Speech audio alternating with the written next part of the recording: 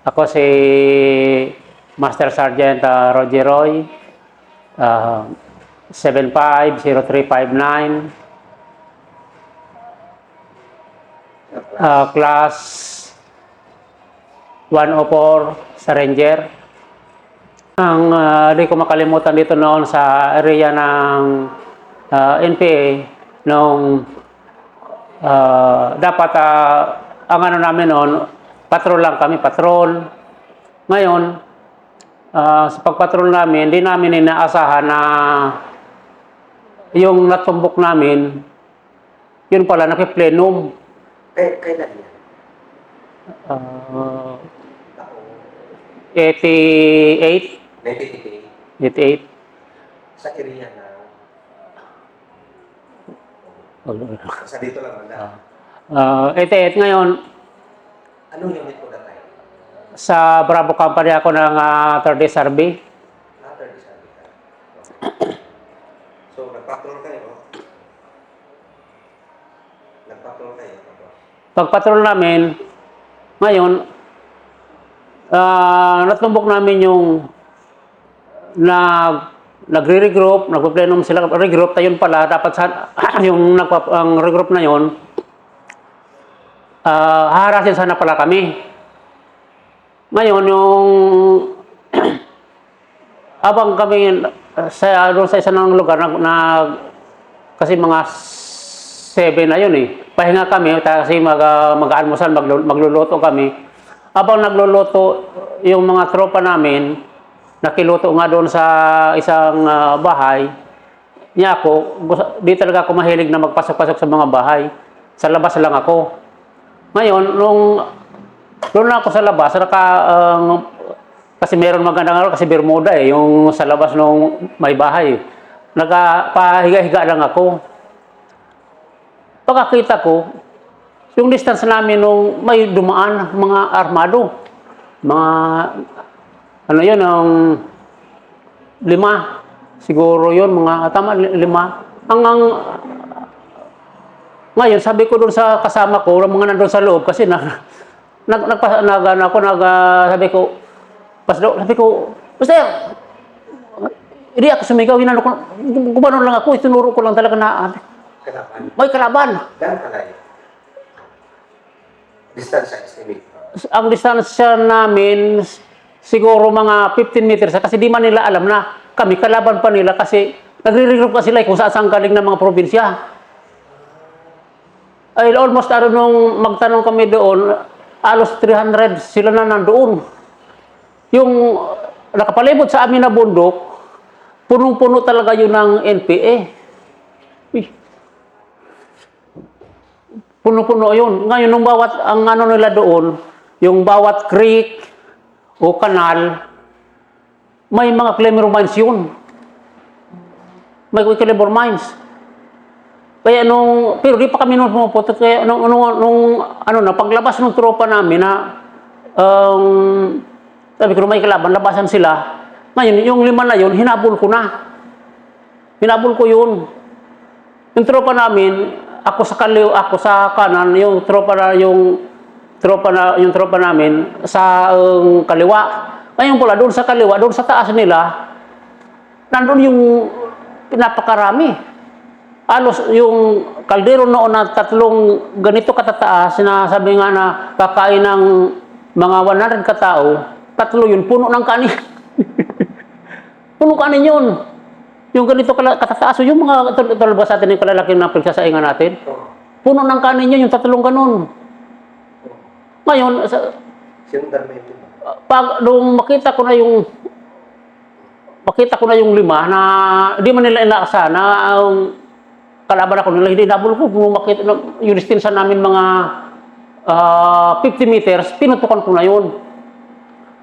Pakaputo ko, talusin na sa creek.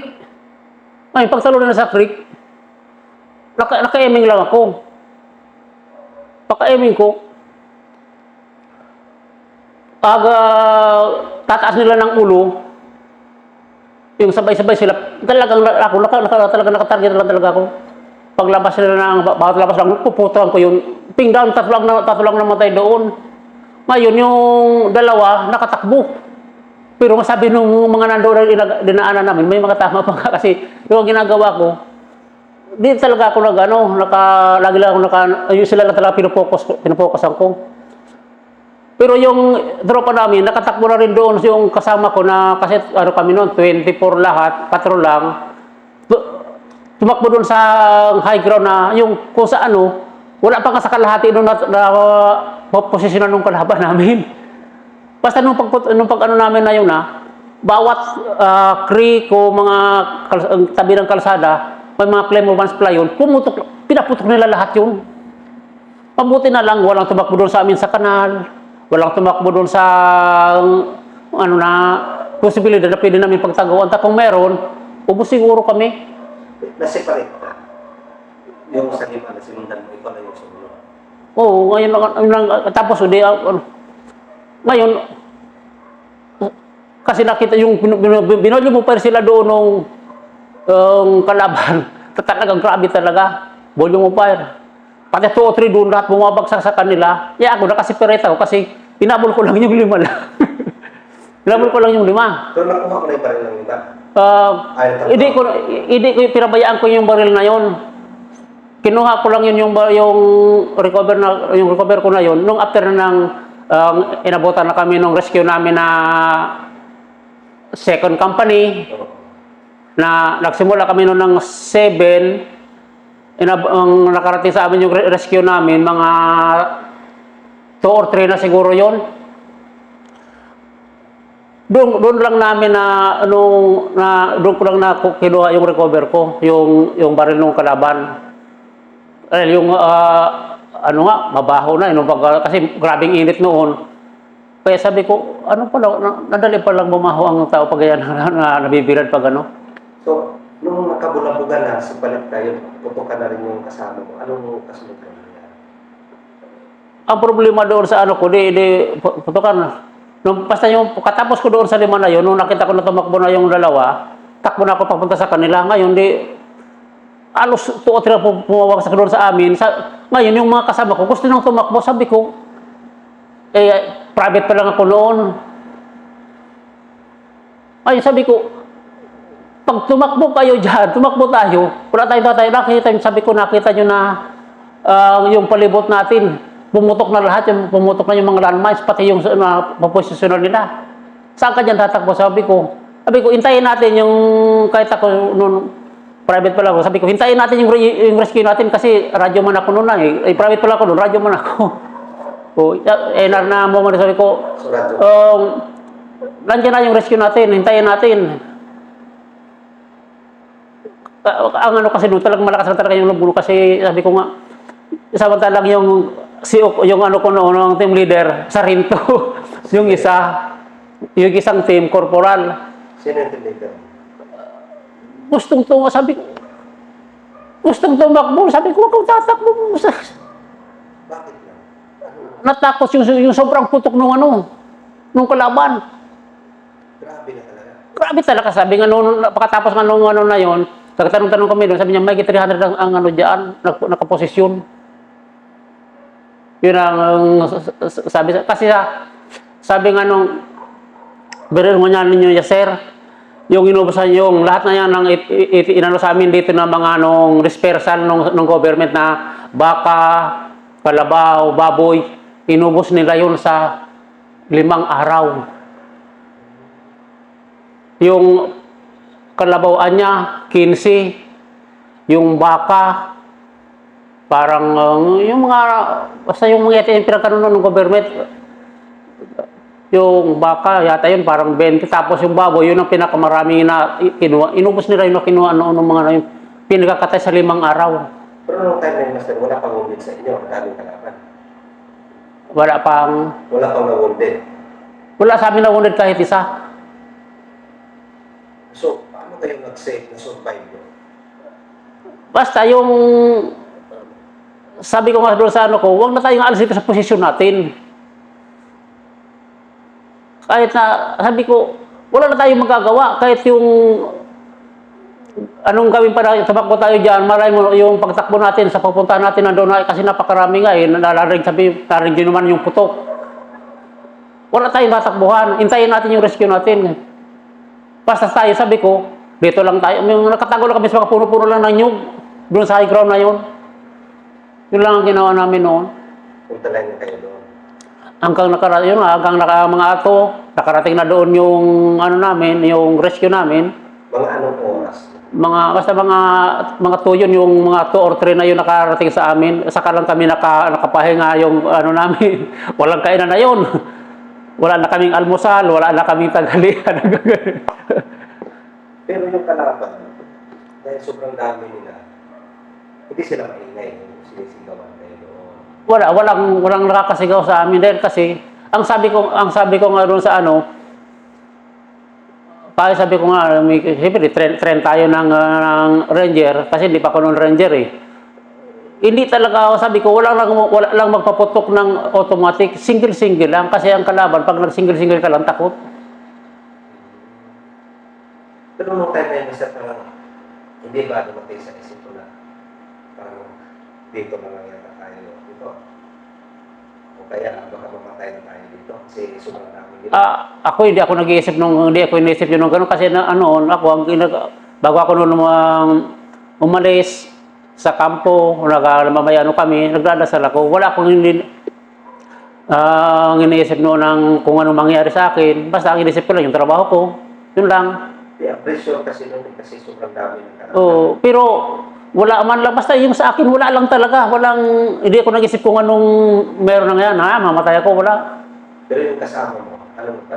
Yun lang ang yung reaction nila. Sabi ko, ako nga, private pa lang. Pero parang ako pa nagkano sa kanila noon, huwag tayong tatakbo kasi sabi ko, nakikita nyo naman yung ano, kasi ako ang radyo man, monitor ko na, mas malapit na sa amin yung ano noon, yung second company noon. Sabi ko, wag na kayong ano, kasi yung ano natin, malapit na.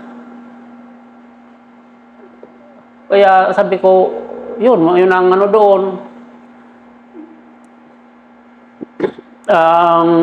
So, grabe. Kaya sabi ko nga noon, kung talagang siguro kung wala lang, sabi ko nga, yung kung nilang maalala kasi yung loob ko noon, kasi private pa lang ako noon, baka tatakbo na rin yun sa layong kalaban na yun na yung umalis ka doon yung rescue namin na second company sa attachment. O pala yung pinakakampo na namin na ano, umalis doon ng alas 8, nakarating sa amin na alas 2 dahil sa ang dami nakaharang sa kanila. Bago sila nakalusot nakarating sa amin, ang dami nilang dinaanan. Na-encounter. bago sila nakalusot. Kasi tumatawag ano. Oo, kasi yung kasi may na kung ang radyo man kaya naman monitor ko na ano. Hindi, ano yung tawag mo sa kanila? Ano sabi mo? Sabi ko, sir, nandito kami sa ganitong lugar. Sabi niya, hindi, wala, di kami makalusot kasi ito, may mga umaharang sa amin, may mga pinuputokan kami dito. Anong makalusot na sila, yun nga, na pagdating doon sa, nakapag-link up na sa amin, kung sa siguro yung kalaban, tumakbo na rin, pero nakita nila na, kasi pag alam na na-ranger yung nag-a-offer talaga, takot din yung mga pero pag mga infantry lang noon talagang di sila tumatakbo. Yun ang dito noon sa yung pangyari sa mga area. Ano yung naging resulta ng master nung nag-withdraw ba ang kalaban o umatras? Bali, umatras na sila, nag-withdraw na sila. Mga anong oras?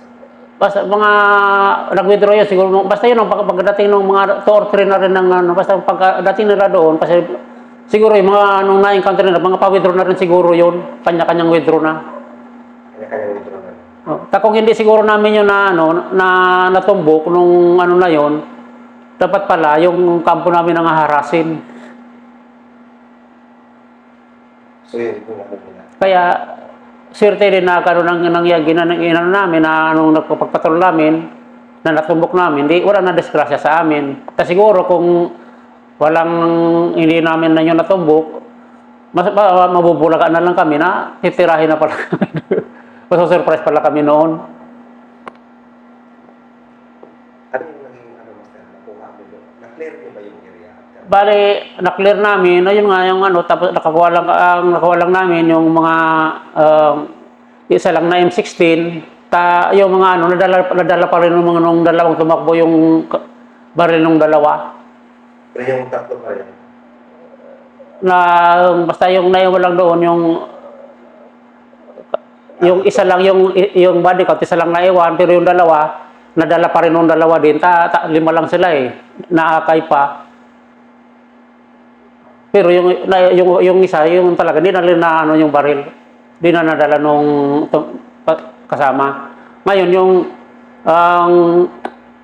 kasama namin, na second company tapos tapos yung ibang tropa namin noon na nagano na rin sa amin nung yung high ground na yun na pinusta nung kalaban nung inano nila pinag-search doon nila nakita na may mga na-recover pa kami ano mga Claymore mines alos Claymore mines noon ang gamit ng mga ano ng mga kalaban. Kumusta ang tropa? Noong time? Bali yung tropa noon wala, kahit isa sa amin walang nasugatan noon kasi yun nga sabi ko nandiyan naman yung kalaban may mga nyug naman dito na tayo magtago ba tayo kung sakali total sabi ko bago naman sila doon makarating dito kung sakaling irasap tayo nila bago naman tayo makapasok sa atin kung saan bababa muna sila doon sa bundok mas mataas na rin tayo kaya lugi kayo kinulang, hindi rin sila makapasok. oo, lugi kami, pero hindi rin sila makapasok kasi bago na sila makapasok naman doon sa amin, medyo bababa muna sila. Di, kung sakali, mataas na naman kami kung sakali pararasapin kami nila. Kaya sabi ko nga noon, ang mga kalaban na yan, pag pumutok na ang naunahan sa putok, wala na rin, tumatakbo na rin. Yun ang naranasan ko sa kanila. Bawat ko sa kanila, encounter na gano'n, basta pumutok na, takbo talaga. Pag naunahan, takbo na talaga yan, wala nang ano. Tulad yung sa isa pang namin, kaya pala yung nanginginig yung daanan namin ng bahay, kasi doon pala sa unahan, may kampo na. Hindi siya nasabi. Di nila sinasabi. Ngayon, sabi ko nga, hindi ako mahilig na, yung nag-istaba yung tropa namin, ako pa lang yung advance. Ngayon, nung pag-advance ko, may nakita kagad ako, dalawa. Habol ko na naman yun, mag-isa lang dala ko, 187. Radyo? Radyo 187, ang dala ko. Habol ko yung dalawa na yun. Paghabol ko, sabi ko, ngayon, pumutok doon sa taas. Kasi nagpaputok na yung yung dalawa. Kaya inarap siguro, yung sa high ground, na may kalaban. Doon pala sa halimbawa, ito yung high ground. Dito lang yung dalawa, may daanan dito. Ako nakagano na dito, daanan yung dalawa dito. Hinabol ko ngayon. Ang makaraya ko din sa kalagitnaan, yung dalawa na yun, pumutok ng pumutok. Di na alam ngayon yung dito sa taas, yung kampo nila. Yun pala, nagle-lecture sila doon. Nagle-lecture sila kasi nung di paputok sila. Ngayon, nung pagpaputok nun, bakit lingon ko sa kanan, sabi ko, high ground. Tapos may mga nakita ko na mga yung kubo-kubo, di ko mga lagi inisip kung ano mangyari sa akin, di ko inisip. Kinuscroute ko yun. Yung high ground na yun, ako lang mag-isa, kinuscroute ko. Yung mga kasama ko, sumunod na lang yun sa akin.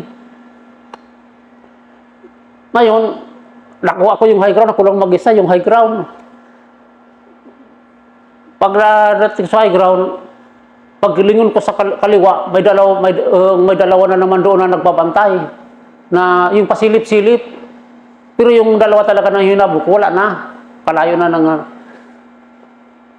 siguro ang distance namin noong na yun, mga 100 meters, 70 to 100 meters siguro yung distance ng dalawa na yun.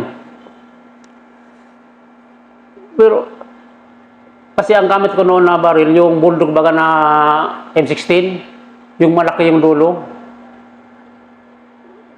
parang pag ginamit mo, parang pag pinutok mo yun, parang M14, hindi siya talagang gumagalaw na yung magalaw. Yung Bulldog na M16. Yung palaging, basta kung asan ako masahe na, ano, na company, yun ang hinahanap ko, pero palagi yung Bulldog na M16. Maganda talaga iba. Yung alos, sabi ko nga, mga 100 meters talaga yung pinutukan ko nung yung dalawa na yun. Oh. Sa pool talaga yung dalawa. Ngayon, pinabayaan ko lang. Hanggang makarating na sa amin sa akin yung tropa namin, yung mga ano, yung katim namin, di-store na ako ngayon ng radyo. Ngayon sabi sa akin yung iba, ano na sila, kung doon sa dulo na kasi mahaba yung high ground na yun eh. Na tinignan baka may ano pa yung mga kalaban. Tapos yung iba naman pagbaba nandoon pala yung school nila. Ang daming notebook na notebook, mga ballpen na naiwan doon.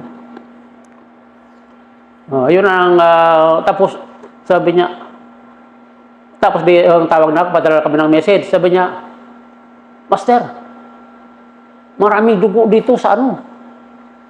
Sabi ko, hindi, yung dalawa yung tinira ko dyan. Pero sabi ko nga, marami yung mga anahaw baga. Nasilip ko lang yung konti lang talaga yung makikita mo, yung sa layo lang talaga ng mga 100 meters. 100 meters yung distance namin, kahit na hindi mo nga yung buong katawan. Nasilip ko lang yung sabi ko yung katawan na yung pagkasilip, talagang pinutukan ko ng pinutukan. Tinamaan pala, di ko in-expect na tinamaan yung dalawa kasi malayo. Ngayon, balik sa akin yung dalawa, sabi niya. Kasi may mga dugo doon, sabi ko saan? Doon. Takbo na naman ako doon. Kung baka sabi ko, di, nandyan lang yung kalaban, nandyan lang yan.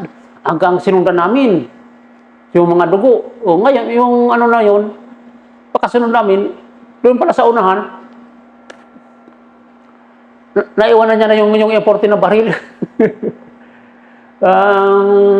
Tapos, yung ibang mga ka-teammate ko, hanggang bumaba naman sila, nandoon na yung katawan, yung namatay.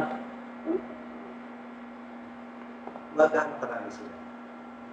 Di namin kung gaano karami yung napangyari na yun kasi kung sa pagputok nung kasama nila na hinabol ko, yung pumutok lang, konti lang naman pang pumutok sa kanila, pero sabay takbo na yun, dalawa lang naiwan doon sa taas. Ang recover lang namin yung mga damit nila, na yung mga napak, tapos yun nga, may mga, ano naman sila doon, yung mga Claymore mines na yung mga ginagamit nila. Yun ang palagi nilang dito noon. Private ka pa rin. Yun ang palagi nilang, basta yung kami makarecover ka naman palagi may mga Claymore mines palagi. Private ka pa rin. Private ka pa rin. Hindi na na ako noon, nung Sarinto na ako. Bakit ganun yung tapang mo, Master? Palagi kang... Siguro, kasi noon medyo rin ako dahil yung amain ko noon, na yung kapatid ng mother ko, na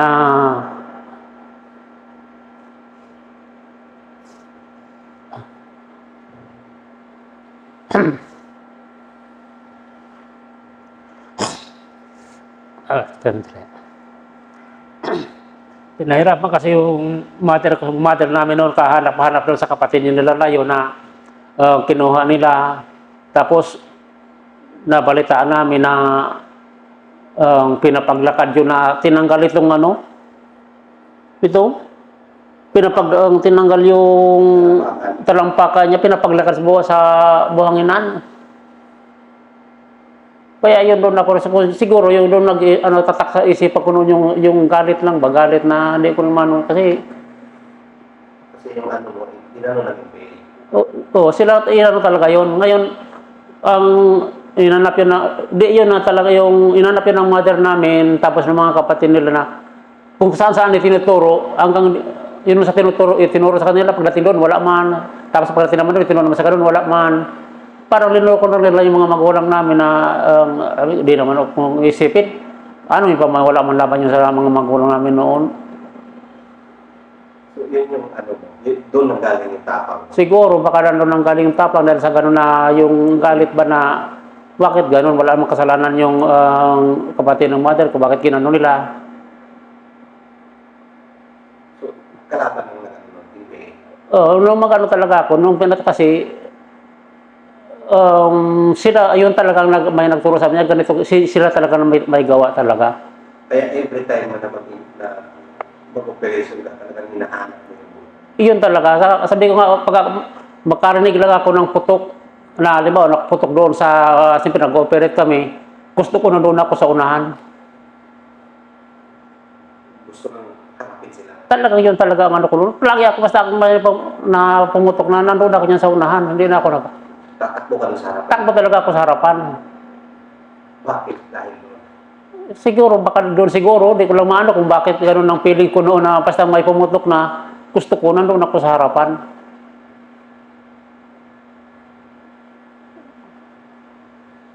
Kanya-kanya talaga. So, yun yung nagiging ano mo. No, tapos meron pang isa doon sa lugar na yung sa bagay, ano na lang yung siguro mga yung hindi man total encounter yung inabangan lang kami. Operation kami inabangan ngayon. Pagkaputong ako noon nasa ulihan ako. Sa uli naman ako yung team ko. Ayun, wala man kami ibang madaanan kundi yung bundok ito, hindi ka pwede makadaan dyan. Dito talaga sa gitna. Ngayon, ditong party, inabangan kami dyan, sabi nga nung sa unahan, 2 katao lang. Pero, di ka man talaga makadaan doon pag hindi mo talaga yun ano. Sabi ko, ang ginawa ko naman, takbo naman ako ng unahan. Sabi ko, bakit? Wala nandyan yung kalaban. Bawat ang galaw nila, pinuputokan sila ngayon. Sabi ko, sige, cover niyo ako. Tatakbuhin ko yung nakupisto nila na yun. Sabi ko, ginawa nila, cover fire. Tinakbo ko talaga yung tinataguan ng dalawa. Pagdating ko doon, takbo na rin yung dalawa yung nag-ano sa amin. Yung tumitira. Basta kung ganun talaga ang ano ko noon, hindi ako nag-isip kung anong mangyari sa akin. Basta gusto ko, basta may ano talaga, doon ako sa unahan.